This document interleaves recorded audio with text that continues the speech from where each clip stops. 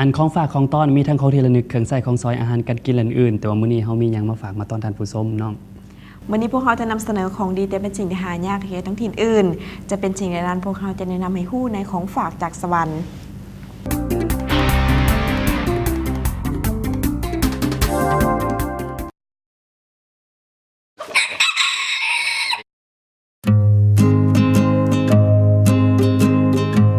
ไก่แจ้สวยงามหรือที่เอิ้นว่าไก่แจ้ญี่ปุ่นเป็นไก่พื้นเมืองที่มีการสืบทอดสายพันธุ์จากไก่ป่าเช่นเดียวกันกับไก่ประเภทอื่นๆและนับว่าเป็นสัตว์เศรษฐกิจที่มีการเลี้ยงอย่างแพร่หลาย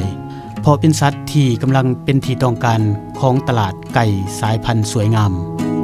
อยู่แขวงสวรรณเขตมีบ่อนเลี้ยงและจำหน่ายไก่แจ้ญี่ปุ่นสวยงามหรือเป็นที่รู้จักกันว่า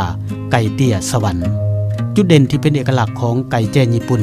เป็นสัตว์ปีกที่สวยงามเป็นไก่ตัวน้อยเตี้ยตัวผู้มีใบหน้าหอนเหนียงต่างที่มีสีแดงสดมีขนดกและยาวซึ่งในตัวแม่โดยทั่วไปมีลักษณะเช่นเดียวกับตัวผู้แต่มีข้อแตกต่างคือมีตัวน้อยลุดตัวผู้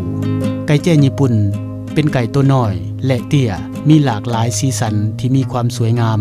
ไก่แจ้ญี่ปุ่นที่มีความสวยงามนี่แม่นเลี้ยงง่ายซึ่งเป็นที่นิยมพร้อมทั้งเหมาะสมเลี้ยงไว้เบิ่งไว้แยงและไว้ประดับเรือนซานที่สุดผู้ที่สนใจอยากเลี้ยงไก่แจ้ญี่ปุ่นสามารถซอกซื้อจากผู้เลี้ยงและจำหน่ายไก่เตี้ยสวรรค์โดยกง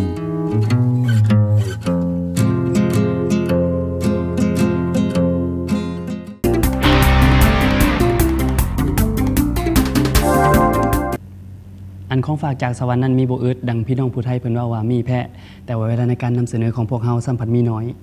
เจ้าถ้าไปหามาสวรรค์เขตแล้วก็จะฮู้จักว่ามีหยังแด่ที่ควรจะซื้อเป็นของฝากของต้อนให้แก่คนที่เองเคารพรักและก็ห่วงใยแต่ถ้าท่านใดบ่มีโอกาสได้มาสวรรค์เขตก็เป็นอย่างท่านผู้ชม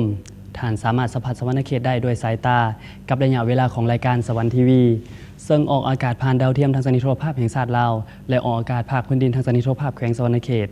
เจ้าเวลาสั่งพันไปไว้แต่เทศนะทำผู้ชมฮอดนี่พวกเราทั้งสองจำเป็นต้องจากทำผู้ชมไปก่อนขอฝากเพียงภาพแห่งความทรงจำไว้กับท่านเป็นการมอบให้ของรายการ